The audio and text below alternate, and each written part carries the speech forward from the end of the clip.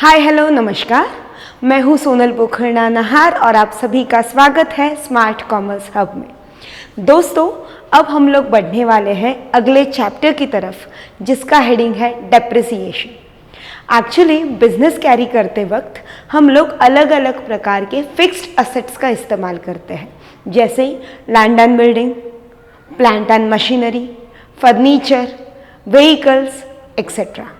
ये जो fixed assets है, ये जैसे जैसे आप उसे यूज करते हो उसकी वैल्यू कम होते जाती है। वैल्यू कम होती है किस वजह से? यूज करने की वजह से, टाइम पास होने की वजह से। तो ये जो रिडक्शन इन वैल्यू है, इसे कहा जाता है डेप्रिसिएशन। आइए देखते हैं।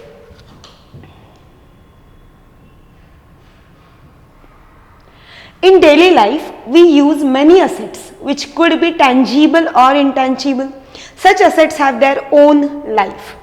Tangible assets, ऐसे assets जिन्हें अपना existence है, जिन्हें आप देख सकते हो, छू सकते हो, महसूस कर सकते हो, like furniture, land and building, vehicle, etc. Intangible assets मतलब वो assets जिन्हें अपना existence नहीं है, फिजिकल एग्जिस्टेंस नहीं है, लेकिन वो आपके बिजनेस को ग्रो करने में आपकी मदद करते हैं। The best example of intangible asset is goodwill. Example building, furniture, machinery etcetera. It is necessary to spread the cost over a number of years during the useful life of the asset. Of course, जब आप कोई particular asset खरीदते हो तो आप उसे लंबे समय तक इस्तेमाल करने वाले हो। यहाँ पे यूजफुल लाइफ मतलब वो लाइफ स्पैन उस पर्टिकुलर असेट का जिसमें आप उसको एक्चुअली अपने बिजनेस में इस्तेमाल कर रहे हो। So useful life of asset जो है, उस पूरे पीरियड में आपको जो कॉस्ट है, कॉस्ट मतलब जो अमाउंट पे करके या आपके असेट की खरीदी कीमत, उसे आपको उसके पूरे यूजफुल लाइफ में स्प्रेड करना एक्सपेक्टेड होता है। बिकॉज आप वो असेट खरीद कर विद इन 1 ईयर आप उसे यूज ऑफ नहीं कर रहे हो, आप उसको बिजनेस में मोर देन 1 ईयर के लिए इस्तेमाल करने वाले हो। This process of spreading the cost of fixed assets is termed as depreciation. यहां हम लोग क्या कर रहे हैं, जो कॉस्ट है मतलब खरीदी कीमत, उसे स्प्रेड कर रहे हैं ओवर द ईयर। इस स्प्रेड करने के मेथड को कहा जाता है depreciation. The word depreciation is derived from the Latin word depretium, which means reduction. Every business concern acquires some fixed assets which are used in the business for its trading activity. These assets are purchased for business with an intention of permanent use and not for resale. ये बहुत important है। कोई भी businessman जब कोई asset खरीदता है तो उसका इंटेंशन क्या होता है? रीसेल होता है क्या? बिल्कुल नहीं। अगर रीसेल इंटेंशन होता तो हम उसे गुड्स कहते थे, असेट नहीं। सो रीसेल यहाँ पे करना है नहीं, उसे क्या किया जाएगा? उसे बिजनेस में परमानेंटली यूज किया जाएगा। Working life of all fixed assets except land decreases with the passage of time. बहुत कॉमन सी चीज है जो हम लोग हमेशा ऑब्जर्व करते हैं। कोई भी असेट आप जैसे जैसे इस्तेमाल करते जाते हो उसकी लाइफ कम होती है।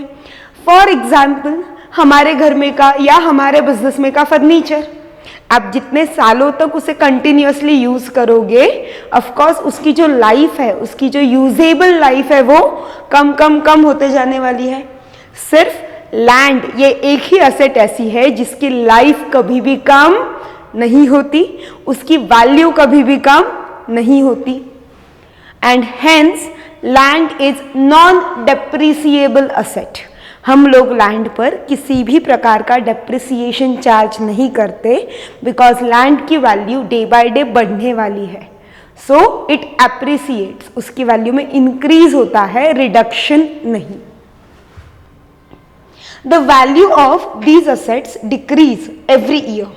So, reduction in the value of fixed assets due to its reduction in the value of fixed assets due to, सबसे पहली चीज रिडक्शन,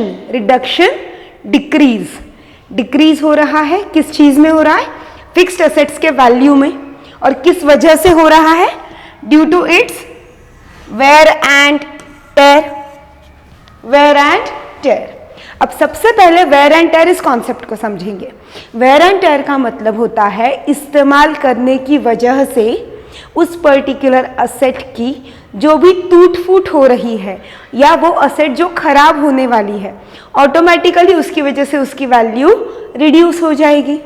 काफ़ी बार ऐसा होता है, फॉर एग्जाम्पल अपने बिजनेस में एक चेयर है, काफ़ी समय से आप उसे इस्तेमाल कर रहे हो, यूज़ करने की वजह से उसका एक पैर टूट गया, वैल्यू कम हुई?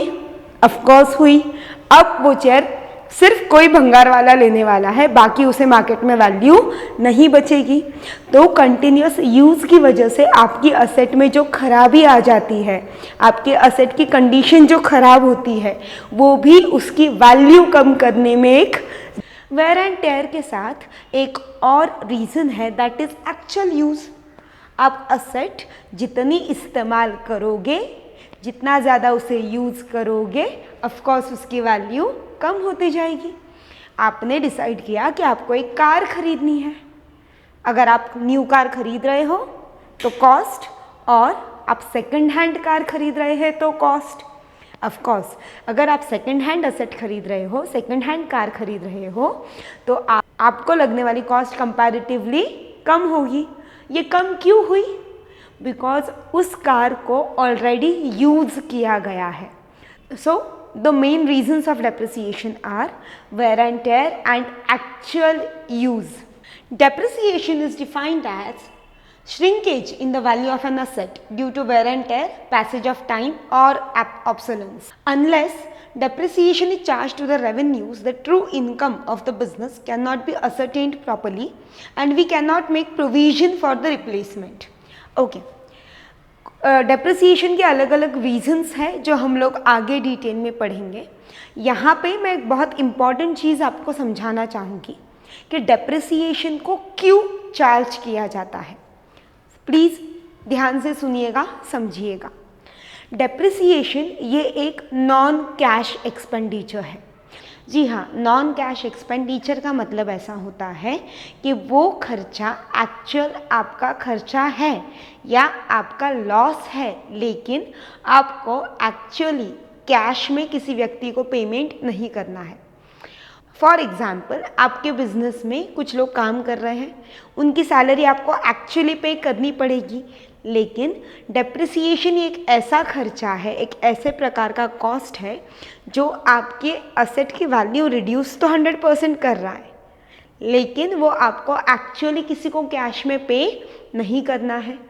अब आप लोगों के मन में सवाल आएगा कि मैम अगर ये पे नहीं करना है तो आप इसे खर्चा क्यों बोलोगे? तो सुनिए, एक्चुअली ये जो रिडक्शन इन वैल्यू है ये किस वजह से हो रहा है? उस असेट को मेरे बिजनेस में इस्तेमाल करने की वजह से। दैट मीन्स कि मैंने इनकम कमाने के लिए उस असेट को यूज़ किया और उस यूज़ की वजह से वैल्यू कम हुई, रिड्यूस हुई। इसका क्लियर कट मतलब ये जो रिडक्शन है ये मेरे बिजनेस के लिए हुआ है। Of course it is my expenditure, but उसका पैसा मुझे किसी को देने की ज़रूरत नहीं है, तो मैम फिर वो पैसा कहाँ जाएगा? डेप्रिसिएशन बुक्स में चार्ज करने की वजह से मेरे दो फ़ायदे होने वाले हैं। एक, प्रॉपर एक्सपेंडिचर बुक्स में दिखेगा और जो प्रॉफिट या लॉस है वो करेक्ट कैलकुलेट होगा, फर्स्ट। सेकंड, वो जो डेप्रिसिएशन का अमाउंट है उतने से मेरा प्रॉफिट बराबर कम दिखेगा। दैट मीन्स मुझे वो पर्टिकुलर अमाउंट ओनर को एज प्रॉफिट नहीं देना है और वो पैसा हर साल मेरा एज प्रोविजन फॉर रिप्लेसमेंट, मतलब कल चल के जब मेरी असेट पूरी तरह ख़राब हो जाएगी, उसे रिप्लेस करने का वक्त आएगा, उसकी जगह नई असेट खरीदने का वक्त आएगा, उस वक्त हर साल मैंने जितना डेप्रिसिएशन का पैसा साइड में रखा है उस पैसे को मैं इस्तेमाल कर पाऊंगी मेरी नई असेट खरीदने के लिए। ऑल ऑफ अ सडन पूरे कॉस्ट का बर्डन बिजनेस पर नहीं आएगा। एवरी ईयर डेप्रिसिएशन का जितना वैल्यू है उतना हम लोग साइड में निकाल कर रखेंगे, उसे कहा जाता है provision for replacement of asset. Purchase of an asset is a capital expenditure and not a recurring expenditure. Of course कोई भी एसेट आप खरीदते हो तो आप एक बार खरीदते हो, लंबे समय तक इस्तेमाल करते हो। सो वो क्या है, वो कैपिटल एक्सपेंडिचर है, वो रिकरिंग एक्सपेंडिचर नहीं है, वो डे टू डे बेसिस पर होने वाला एक्सपेंडिचर नहीं है। अगर आपको ये वीडियोस पसंद आ रहे हैं तो please like, share and subscribe. जल्दी वापस आऊँगी कुछ और इंटरेस्टिंग वीडियोस के साथ, तब तक के लिए थैंक यू सो मच।